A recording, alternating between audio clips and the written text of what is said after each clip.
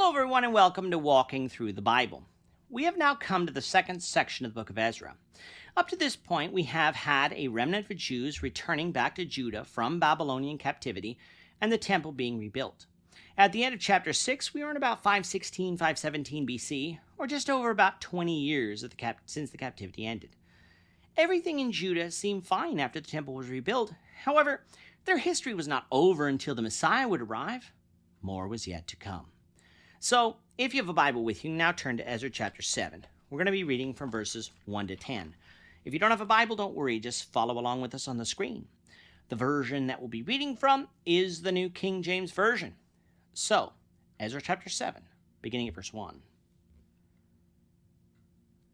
Now after these things, in the reign of Artaxerxes, king of Persia, Ezra the son of Sariah, the son of Azariah, the son of Hilkiah, the son of Shallum, the son of Zadok, the son of Ahitub, the son of Amariah, the son of Azariah, the son of Marioth, the son of Zerahiah, the son of Uzai, the son of Bukai, the son of Abishua, the son of Phinehas, the son of Eleazar, the son of Aaron, the chief priest.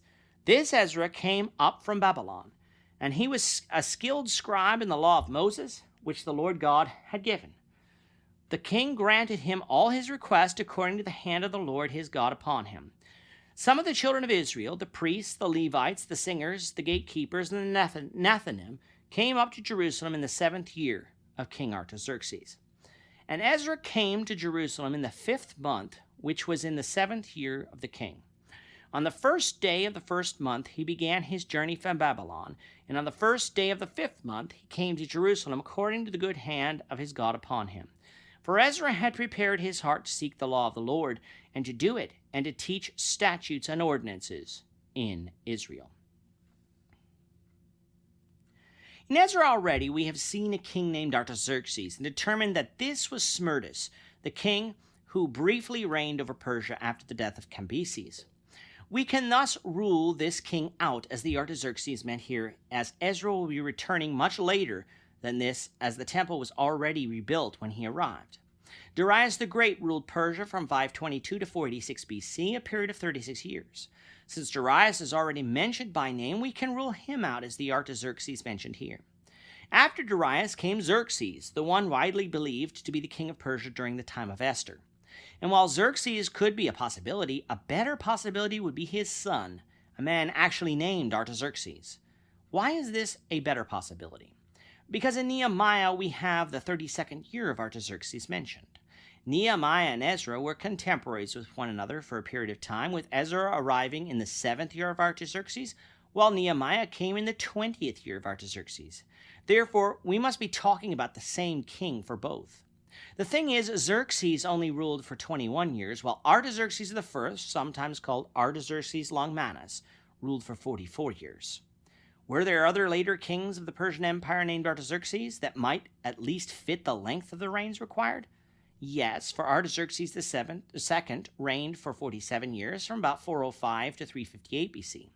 However, that would place the events of the latter part of Ezra and all of Nehemiah towards the end of the Persian Empire before they were conquered by Greece, and a full 125 to 150 years after the first part of the book took place. Such does not seem to fit with the goings-on here in Ezra and Nehemiah, hence why Artaxerxes Longanus is the likely king of Persia beginning here in Ezra 7. That means that about 58 years have passed between chapters 6 and 7, and the first generation of those who returned from captivity have likely either died off or were very old by this time. When we're introduced to Ezra, we note that he is a priest from the line of Sariah, the final priest of Judah before captivity, and the one struck down by Nebuchadnezzar back in 2 Kings 25. It is obvious that with about 130 years having passed between Sariah's death and Ezra, that there are some missing names in Ezra's genealogy here in Ezra 7. Why would these names be missing? Because Ezra wants to identify himself with the priests that served in Solomon's temple, and thus any of his fathers between Sariah and himself would not accomplish this, so they are left out.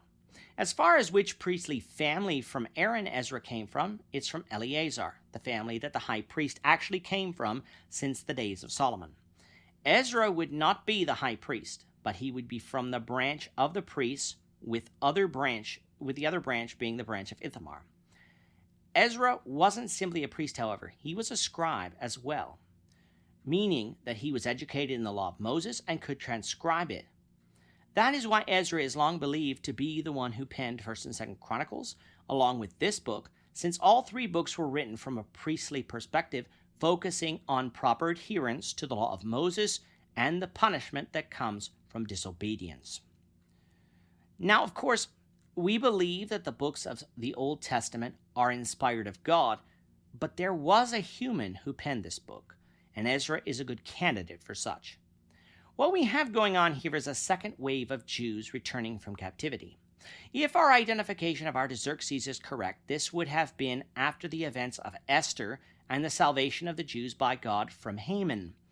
This second wave was permitted to leave in the 7th year of Artaxerxes on the first day of the first month of the year, corresponding to our late March, early April, arriving in Jerusalem 4 months later, arriving on the first day of the 5th month, corresponding to our late July, early August. Why did Ezra want to return to Jerusalem? Because he had prepared his heart to seek the law of the Lord and to do it, and to teach statutes and ordinances in Israel. Ezra wanted to be a teacher of the law, something he couldn't really be in Persia, for the captives in Persia would have followed the Persian law and been unable to sacrifice in the temple of Jerusalem. However, in Jerusalem, he could not only practice the law of Moses more completely, he could teach the people of Judah the proper path as well, for that is the law that they generally followed, being largely allowed to govern themselves while still following Persian law as well.